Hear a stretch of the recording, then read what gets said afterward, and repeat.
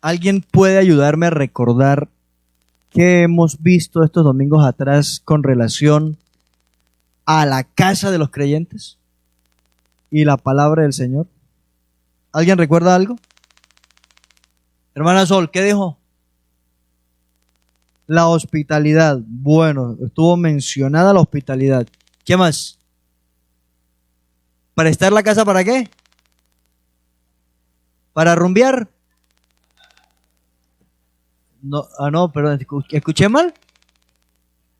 Ay, gracias, hermana María. Sí, yo escuché mal. Para que se predique la palabra. Muy bien. Abrir la casa para que se predique la palabra. O sea que la casa de los creyentes debe ser la casa de la predicación de la palabra. La casa de la evangelización. La casa de ¿qué más? ¿Recuerdan hace días también hablábamos de que en una casa estaban reunidos los hermanos y ¿qué hacían en esa casa? Oraban al Señor. O sea que la casa de los creyentes debe convertirse en un lugar de desarrollo del ministerio, donde se ora, donde se predica, donde se enseña la palabra de Dios. Qué bendición, ¿no? ¿Es su casa así, hermano? Recuerde que son preguntas que usted no me tiene que responder, ¿no? ¿Es para qué? Para que pensemos. ¿Es su casa ese lugar donde se ora, se predica, se enseña la palabra de Dios? Ahora quiero hacer una pregunta más. ¿Es su casa un lugar donde podemos contar testimonios de lo que ha hecho Dios desde ese lugar? Interesante, ¿no? Interesante. ¿Es nuestra casa un lugar de testimonio? Y de allí allí ha ocurrido cosas que podemos contarlas en diferentes lugares como parte del testimonio y del desarrollo de la palabra de Dios en nuestra casa. Interesante, ¿no? Interesante. La hermana Sola hacía mención de la hospitalidad. Claro, nuestra casa también debe ser el lugar de hospedar, porque muchos, sin saberlo, les quedó un testimonio por contar. ¿Qué testimonio contaron muchos sin saberlo? Que en su casa hospedaron ángeles. ¿Cómo sería eso? Imagínese usted, hospedar ángeles en la casa. Bueno, todo tiene un testimonio. Y precisamente en esta mañana quiero que meditemos sobre eso. La casa, un lugar de testimonio del poder de Dios. Un testimonio del poder de Dios. ¿Tiene usted algún testimonio por contar que en su casa se haya manifestado el poder de Dios? Pero a veces nosotros esperamos de que el que vino en muletas, tiró las muletas y salió corriendo. El que vino en silla de ruedas, dejó la silla de ruedas y se fue caminando. Que el mudo habló, o que el ciego vio. Pero yo creo, hermanos, que hay que contar la manifestación del poder de Dios, el milagro del poder de Dios desde aquí. Que en mi casa se predicó o se anunció o a través de un versículo X, Y o como decimos fulano o sutano se convirtió a Cristo. ¿O es que convertirse a Cristo no es manifestación del poder de Dios? ¿Qué dicen ustedes? ¿Convertirse a Cristo es manifestación del poder de Dios? Claro que sí. Ahora pregunto, ¿en su casa alguien se ha convertido a Dios? ¿En su casa alguien ha recibido a Cristo como Salvador? ¿O nadie? Porque si en su casa alguno de los miembros de su familia recibió a Cristo como Salvador, ahí se manifestó el poder de Dios. En mi casa ha pasado eso. En mi casa ha pasado eso. Pero yo creo que de su casa también se ha orado por un enfermo. Y ese enfermo ha sanado. Hace un tiempo una hermana me llamó que fuera urgentemente porque un familiar suyo estaba poseído por un demonio. Pero yo no podía ir en el momento. Pero ¿quién es el que hace ahí el milagro, o quién es el que hace que se manifieste el poder de Dios? ¿El pastor o Dios mismo? Entonces yo le dije, mire hermana, yo en este momento no puedo ir, pero vamos a hacer una cosa. Usted está ahí era un sobrino. ¿Usted está ahí con su sobrino? Sí, pastor. Ah, bueno. Acérquese a él y abrácelo con amor. No llegue ahí peleando con demonios, porque a los demonios les gusta eso. Que la gente arme el show, ¿no? Para ellos lucirse con los seres humanos. Póngale la mano sobre el hombro y ore por el muchacho. Usted ora ahí y yo oro aquí. Y le vamos a decir al Señor que en su gracia libere a su sobrino. Hermano, yo creo que si usted en un momento de angustia me llama para que yo vaya y me dé la mano con el demonio y yo le salgo con eso, ¿usted qué puede decir de mí? Dígalo, ya lo pensó, dígalo. Qué pastor más chichipatoso, ¿no? ¿Sí estaba pensando eso? ¿Qué pastor más chichipatoso? No fue capaz ni de venir. Pero a veces toca correr el riesgo de que nos digan chichipatoso. A mí me lo han dicho varias veces. Y la verdad no me ofende. No soy. ¿Para qué negar lo que soy? ¿Quién soy yo? Y si Dios no me respalda, ¿qué hago yo? En absoluto nada. Pero la hermana hizo lo que yo le dije. Y lo abrazó y oramos. Y luego el muchacho empezó a tranquilizarse. Empezó a tranquilizarse, se sentó, se acostó y se quedó dormido. Ella me llamó y me dice, pastor, él está tranquilo y se quedó dormido. Y yo dije, bueno, cuando despierte, hable con él. Y hágalo consciente de lo que pasó, si no lo está. Y dígale que si no quiere que eso vuelva a ocurrir, debe permitir que Cristo habite en su corazón. Que no se cierre, que no endurezca su corazón, sino que reciba la palabra y que crea en Cristo. Está bien, pastor. Eso es como liberación a distancia, dirían algunos, ¿no? Liberación online, en línea. Pero a veces, hermanos, nosotros confiamos más ¿en quién? En el sujeto causativo, dijo por allá un gramático. Queremos más en el pastor, en la persona que viene, en el que dice, en el que habla duro, en el que reprende, en el que realmente obra, que es Dios. Por eso, hermano, yo estoy convencido por las Escrituras que el poder de Dios se manifiesta de manera soberana. Soberana. ¿Está de acuerdo conmigo o no? El poder de Dios se manifiesta de manera soberana. ¿O puedo yo programar el día que Dios va a liberar? ¿Puedo yo programar el día que Dios te va a sanar? ¿Puedo yo programar el día que Dios va a cancelar todas tus deudas y tus cuentas van a resultar en lugar de débito, más bien con disponibilidad? ¿Puedo yo programar eso? ¿Qué dice usted? Si estoy creyendo y predicando en un Dios soberano, quiere decir que yo estoy sujeto a Él y no Él a mí. Y que yo no puedo programar lo que Dios va a hacer, sino que es Él quien lo hará cuando quiera, donde quiera y con quien quiera. Porque un día un hombre de Dios le pidió varias veces un favor a Dios. y le dijo, Señor, quítame esta enfermedad. Quita esta enfermedad de mi cuerpo. Y rogó al Señor en varias oportunidades. ¿Y qué le respondió el Señor? ¿No?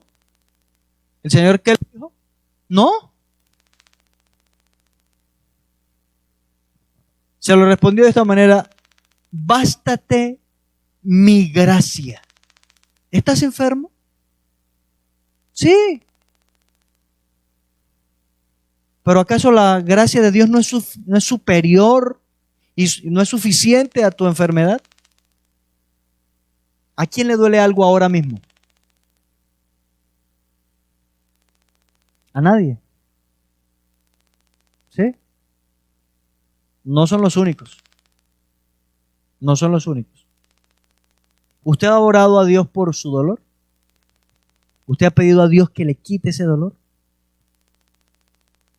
Yo lo he hecho varias veces. Y ahora mismo me duele. Ahora mismo tengo un dolor. ¿Me ha hecho falta fe?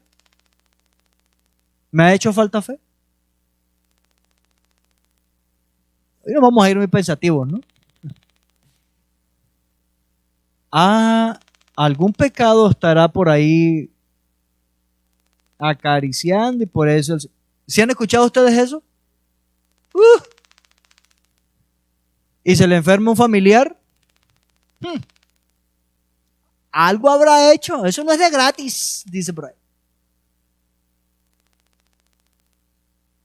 Y apareció una enfermedad difícil, terminal.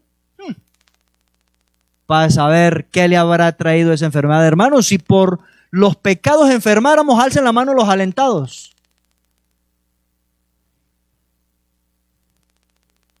Si por los pecados viniera pobreza, ¿cómo estaríamos ahora? Ya no hubiéramos muerto de hambre, hermanos. No. Tenemos que ir sacando de nuestra mente muchas cosas que nos han inculcado y nos hace daño. Nos hace daño.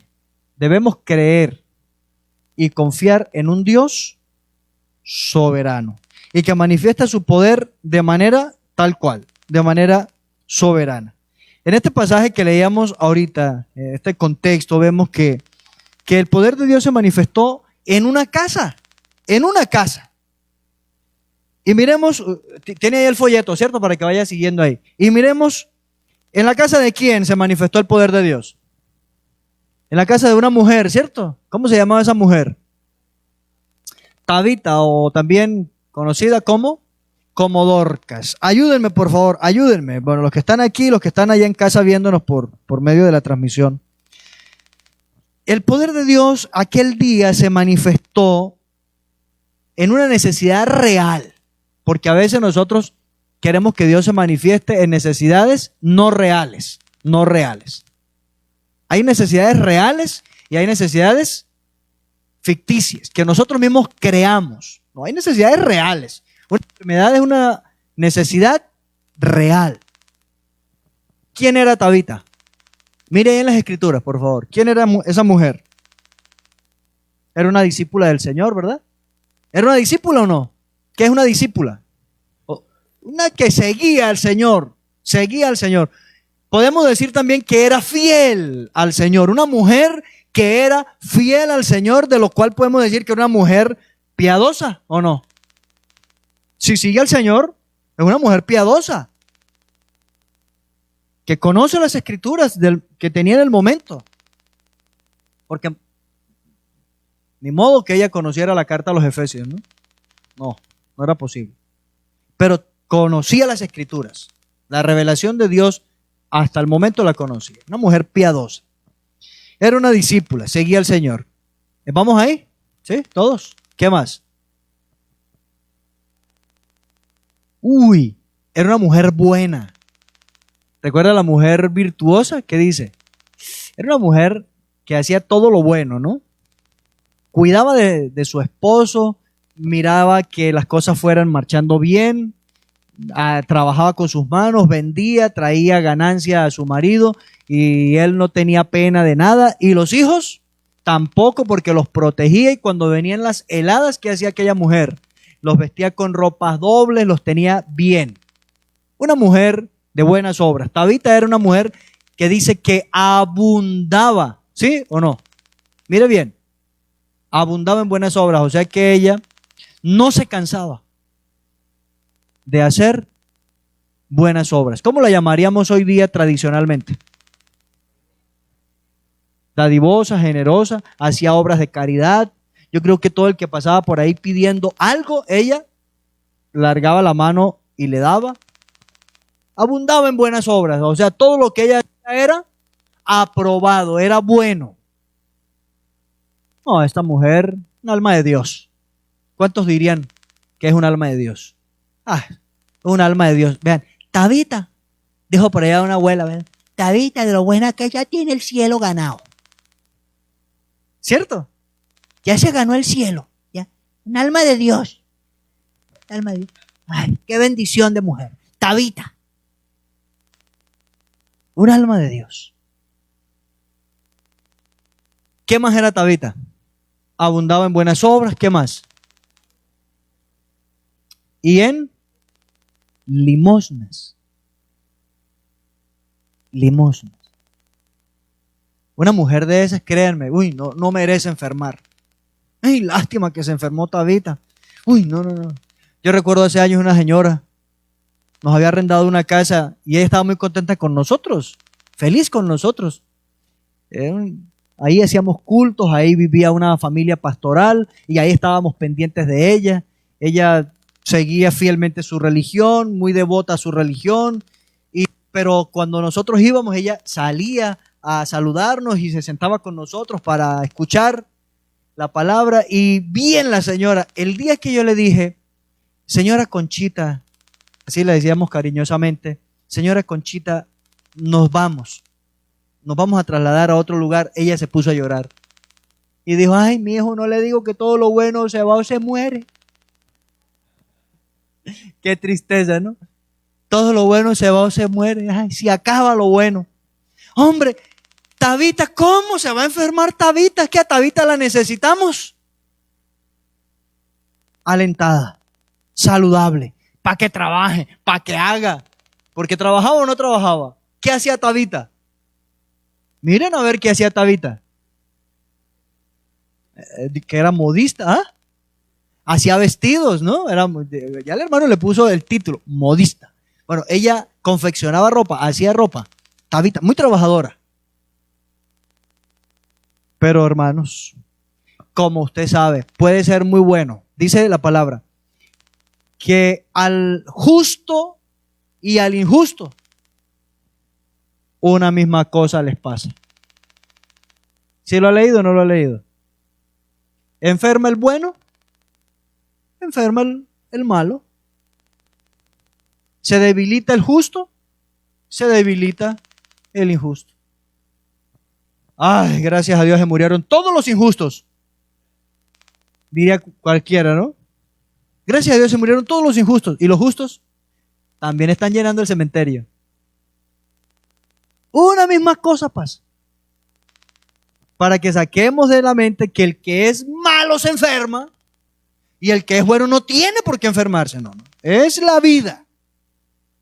Tabita, esa mujer piadosa, esa discípula, seguidora del Señor, que abundaba en buenas obras, que abundaba en limosnas, un día, como aquel que no era discípulo, que no hacía buenas obras y que no hacía muchas limosnas, un día también, ¿qué le pasó a Tabita? Enfermó. Y no solamente enfermó, ¿qué más le pasó a Tabita?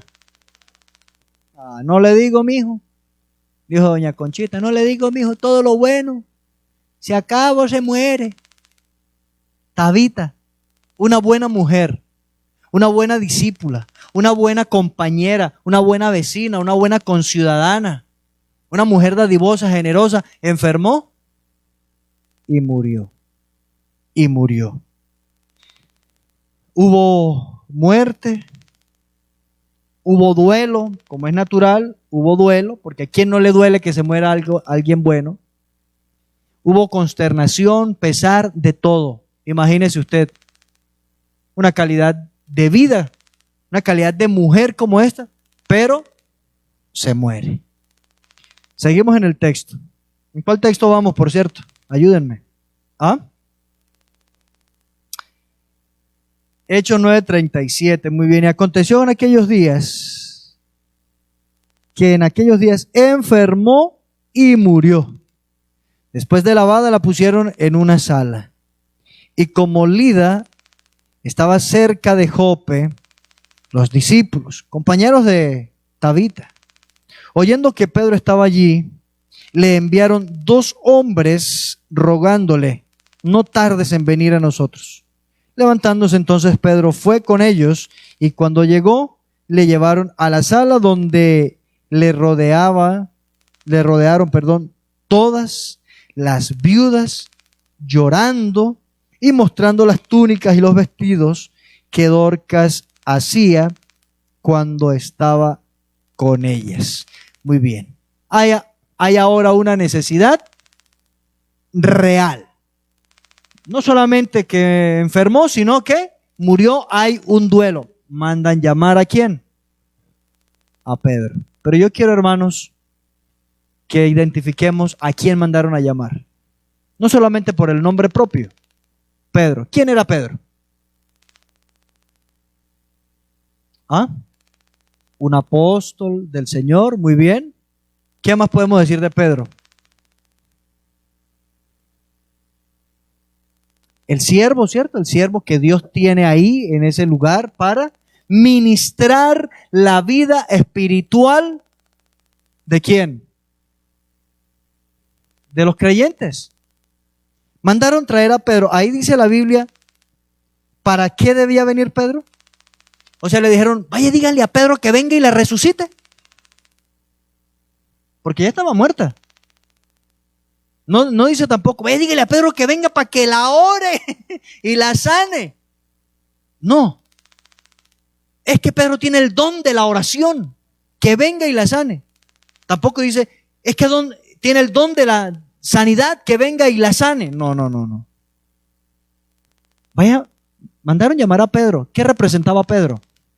La autoridad espiritual. ¿Qué representaba Pedro aparte de la autoridad espiritual? Representaba la administración de la palabra. ¿Qué representaba Pedro? La intercesión también, aunque todos oramos, todos intercedemos, pero Pedro de manera especial representaba el ministerio de la intercesión, que nosotros debemos tenerlo en cuenta de la siguiente manera. Escúcheme bien. Ellos llamaron a Pedro. ¿Y sabe qué dice la Escritura en la carta que escribe Santiago? ¿Está alguno enfermo entre vosotros? ¿Lo ha leído? ¿Ha leído usted? Mire, Santiago no había escrito. Ni Santiago le dijo a los hermanos qué tenían que hacer en el momento. Tampoco. Pero ¿qué dice la palabra? ¿Está alguno entre vosotros enfermo? ¿Qué hay que hacer? Mande llamar a los ancianos. En aquellos días no habla de los ancianos, no habla de los pastores, porque era Pedro el apóstol. ¿Qué hicieron los hermanos? O las personas que estaban ahí, mandaron llamar a Pedro. Pregunto, ¿actuaron correctamente? Sí. ¿Actuaron por instinto o por dirección divina? Por dirección divina, no por instinto. Porque si hubieran actuado por instinto, ¿qué hubieran hecho? Lo que nos pasa muchas veces, ¿no? Se enfermó Dorcas, uy, busque al curandero. Porque ya hoy día ni para qué decir que al médico, si ya nos van a llevar para los curanderos ahora otra vez. Busque al curandero. Que traiga a alguien que la secretee, a ver qué es lo que... ¿Qué diríamos nosotros? Hay que llevarla por urgencias, rápido, al médico. Ese es el hacer de nosotros, por instinto. Pero ellos, ¿cómo actuaron? No por instinto, sino por dirección divina, la confianza en Dios. Pedro está en Lida, está cerca. ¿Dónde estaban ellos? En Jope. mandaron a algunos. Vaya, díganle a Pedro que venga. ¿De qué manera le mandan llamar? ¿Qué dice ahí la escritura? ¿Cómo? ¿Cómo dice? Que viniera pronto. O sea, no podía venir en burro, tenía que venir era en un caballo que corriera, ¿no? O a pie pero trotando, pero no en burro, para que no llegara en burro, no llegara tarde. Pero cualquiera podría decir, pero de igual llegó tarde, porque ¿qué pasaba con Dorcas? Ya había muerto, ya se había muerto. Hermano, mire, cuando usted esté enfermo, a mí me ha pasado. Y antes de pensar en Dios, piense en el médico, pegue la frenada, ¿no? Frene. Yo le he dicho a Dios, Señor, perdóname, porque antes de pensar en qué hacer con mis propias fuerzas, debí ir de rodillas a ti. A mí me ha pasado. Hermanos, cuando usted esté enfermo, antes de correr en busca del médico, en busca de la pastilla ahí en la farmacia o algo, ¿a dónde hay que correr? ¿Ah? A los pies de Cristo, muy bien. No a los pies del farmacéutico, ¿no? Sino a los pies del Señor. Vaya al Señor y en oración presente la necesidad que tiene. Segundo, hermano, llame a los ancianos de la iglesia. Llame, pastor, estoy enfermo o enferma. Pastor, mi esposa o mi esposo o mi hijo. Ore, por favor. Hay que hacerlo, hermanos. Eso es lo que dice la palabra. Eso manda la palabra. Eso fue lo que hicieron ellos. Mandaron llamar a Pedro, el cual vino. Usted lo puede mirar ahí del versículo 38 al 40, que es que estoy mirando.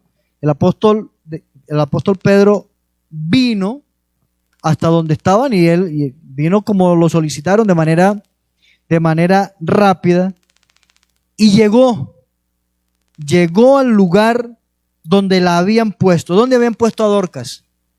En una sala. En otras palabras, en nuestro contexto, ¿en qué estaban? Ya estaban en el velorio, ¿cierto? Ya estaban en el velorio. Y algo muy bonito que hace el apóstol Pedro es que al llegar a ese lugar donde estaba, Pedro, ¿qué pidió? Que por favor, toda la gente que estaba ahí saliera. ¿Lo hizo Jesús también así o no? ¿Cuándo?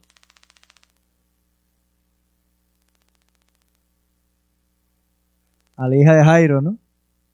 Cuando Jesús también llegó allá a la casa de Jairo, que le dijeron a Jairo, hombre, ya no molestes al maestro, ya la niña se murió, ya no lo molestes. Dice que mandó a todos los que estaban dentro que salieran. ¿Y qué hizo el Señor? Se conectó con el Padre. ¿Qué hizo Pedro? Se conectó con el Padre, por así decirlo, ¿no? En términos muy actuales. Clamó al Señor. Esto no depende de los hombres. Mira, hermano, hoy día todavía hay creyentes que dependen de los hombres. Llamen al pastor fulano de tal o a fulano de tal que él tiene poder de sanación. ¿Ha escuchado usted esa expresión o no? Llamen al maestro fulano que él tiene poder de sanación. Por allá en Radio Sonar de Catatumbo promocionaban al maestro Samael que tiene poder de sanidad. No, hermanos.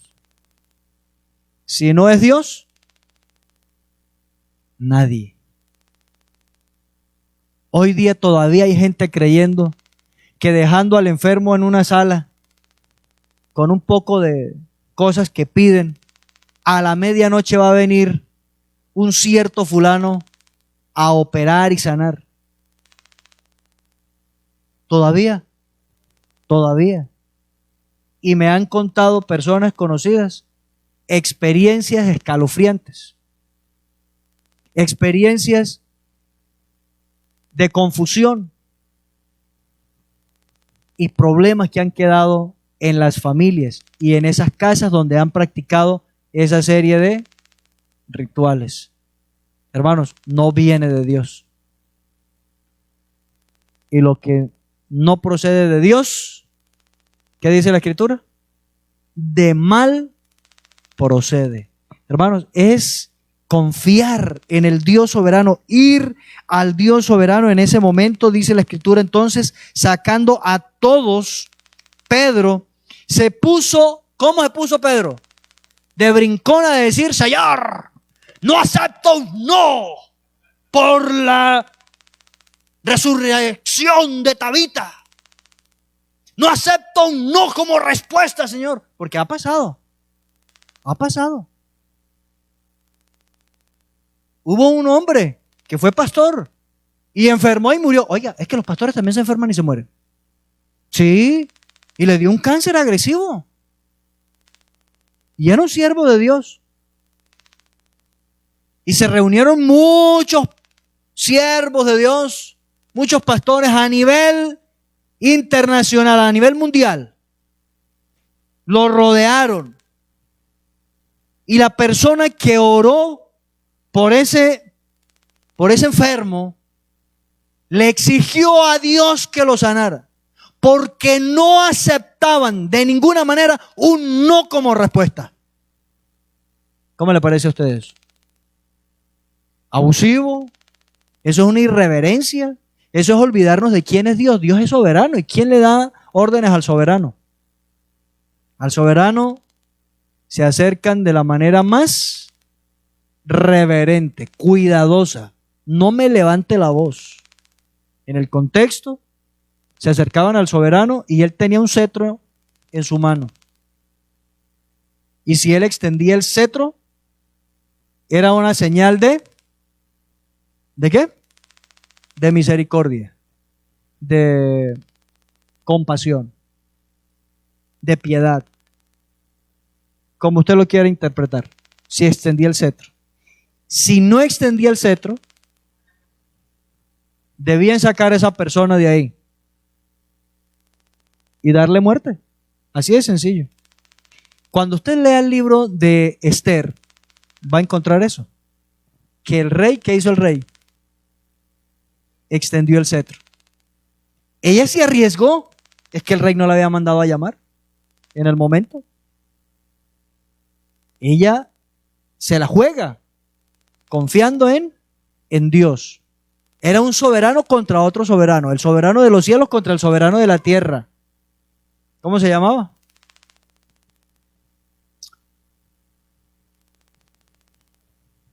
¿Cómo así? ¿Cómo así que se le iba a olvidar?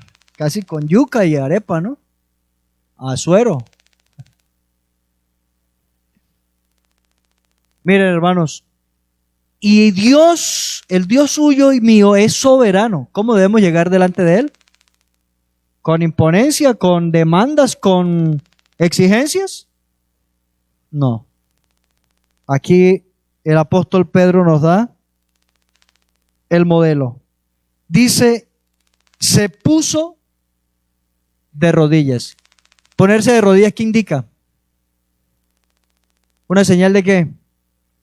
De reverencia, de rendición, de humillación, de reconocimiento que Él es el soberano y nosotros somos los que venimos en súplica de misericordia. Puesto de rodillas, dice la Escritura, oró. ¿Qué es orar?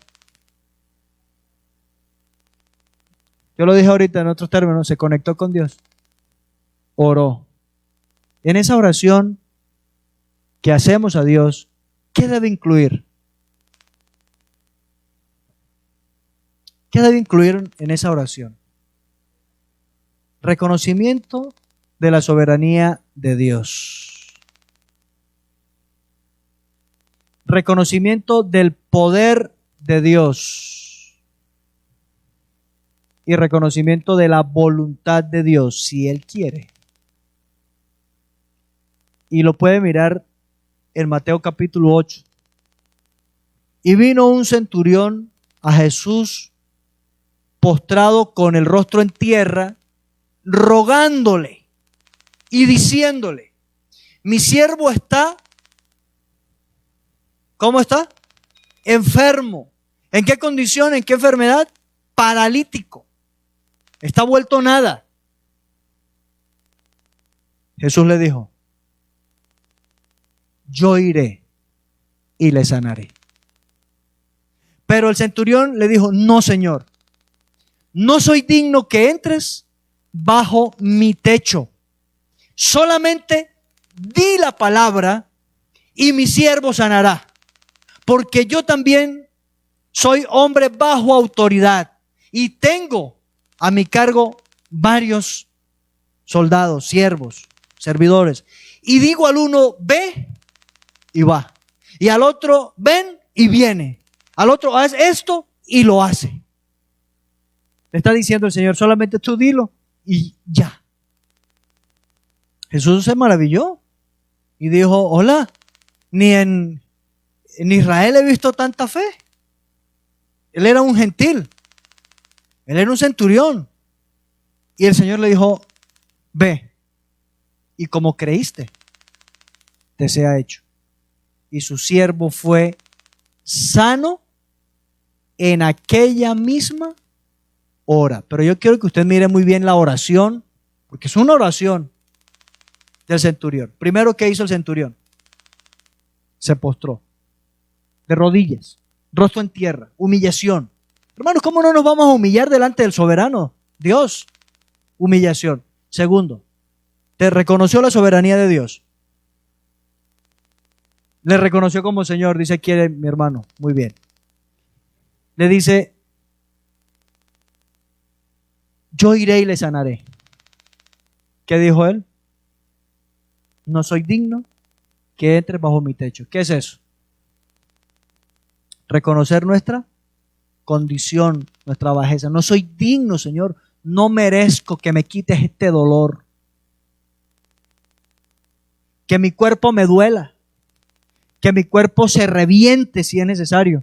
Pero me basta con saber que por tu gracia soy. ¿No le parece suficiente?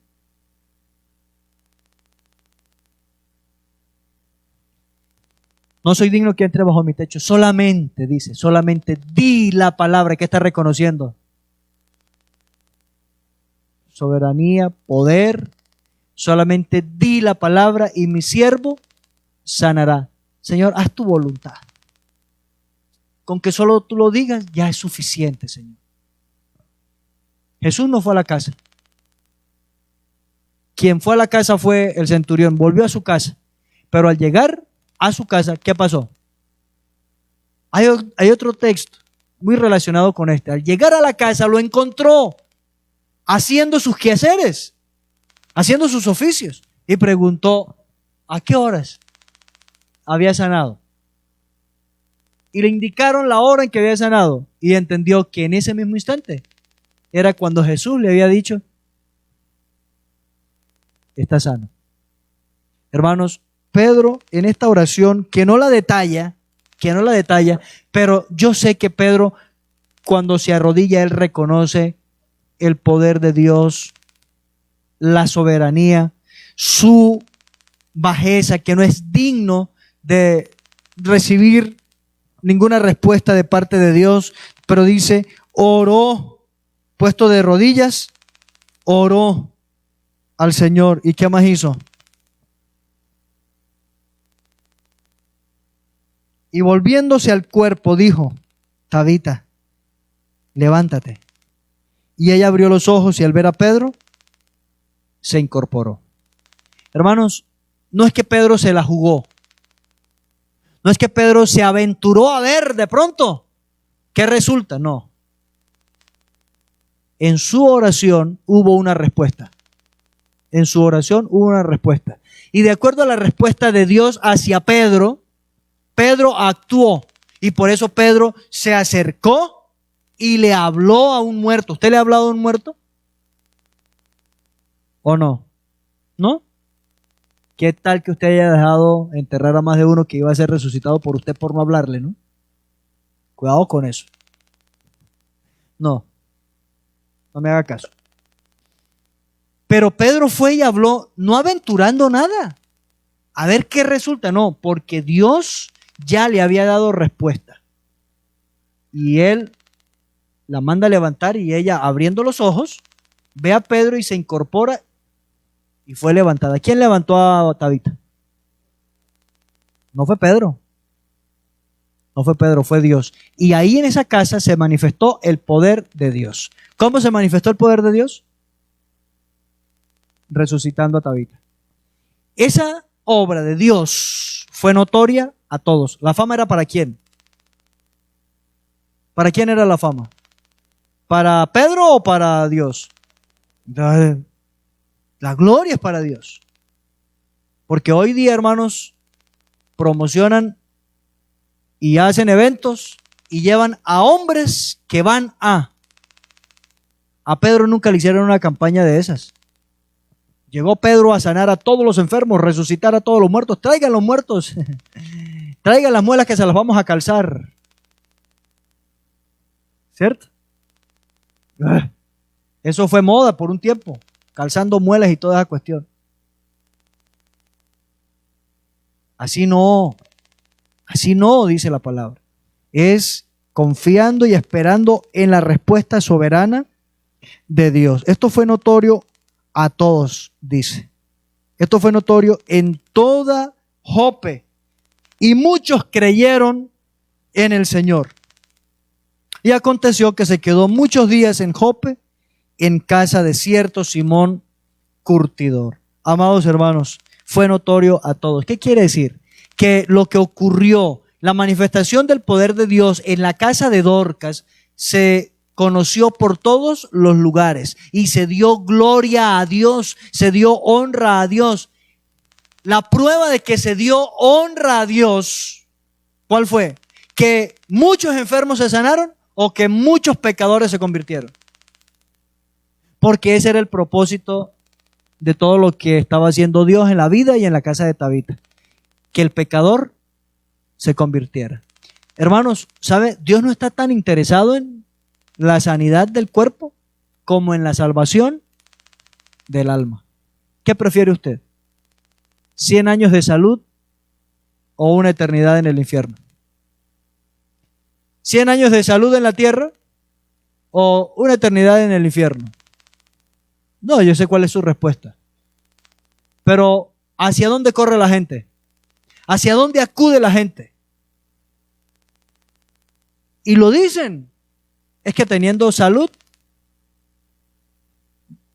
lo demás lo resuelvo yo. Dice por allá una alabanza del himnario Lluvias de mi ego, número 3. Dios dame vida y salud, que lo demás lo resuelvo yo. Pero no me diga que se lo cante, ¿no? Pero así dice una frasecita por ahí. Dios dame vida y salud, que lo demás lo resuelvo yo. ¿Eso es verdad? ¿Eso es verdad? Dios dame vida y salud, y lo demás resuélvemelo, por favor. Yo creo que sí. Pero alguien dirá, pero es que lo quiere todo.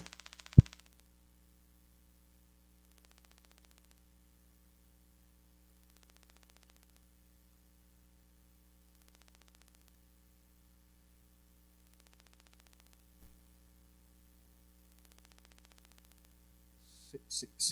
Dios es todo en todos. Confiemos en el Señor. Confiamos en el poder de Dios. Dispongamos nuestra vida, dispongamos nuestra casa para que en nuestra casa se, primero, predique la palabra, se enseñe la palabra, se ore y se convierta también en un lugar de testimonio para impactar a otros, como pasó en la casa de Tabita. Ahí se manifestó el poder de Dios con la resurrección de esta mujer, lo cual fue notorio a todos. Y muchos, ¿qué pasó con muchos? pero dígamelo completo. Creyeron en el Señor. No en Pedro, sino en el Señor. Que el Señor nos ayude, amados hermanos, para que dispongamos nuestra vida y nuestra casa para desarrollar el ministerio para la gloria de Dios. Hermanos, y recuerde que es necesaria nuestra vida. Que nuestra vida sea una vida de testimonio también. Así como lo fue la de Tabita, una mujer que era discípula de Cristo, seguía a Cristo. Era una mujer que hacía buenas obras, era una mujer que hacía muchas limosnas. Que nosotros también nos distingamos por ello, por ser seguidores de Cristo, obedientes a su palabra, de buen testimonio donde vivimos. Que nos distingamos como Tabita por hacer buenas obras en el barrio, en el lugar donde Dios nos ha colocado. Y limosnas, que ayudemos al menesteroso. En eso también apuntaban las limosnas, en ayudar al menesteroso. Padre nuestro, gracias por tu palabra, Señor. En ella encontramos la verdad. En ella encontramos también la forma, Señor, como tú quieres guiarnos cada día para que vivamos conforme a tu voluntad, Señor eterno. Gracias, Dios, por este ejemplo de una mujer que era seguidora tuya, por el ejemplo de una mujer que hacía obras de manera constante en todo el pueblo y hacía limosnas, Señor, también en el pueblo.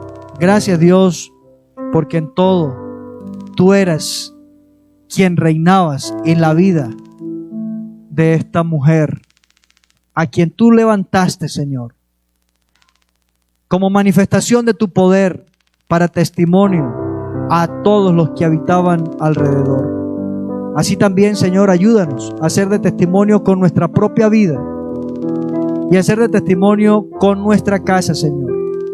Que cada casa, Dios, nuestra, sea ese lugar para predicar, enseñar, orar y ver manifestado tu poder, Señor. Muchos creyendo, recibiéndote a ti como único y suficiente Salvador. La gloria sea para ti en el nombre de Cristo. Amén y amén. Que el Señor les bendiga.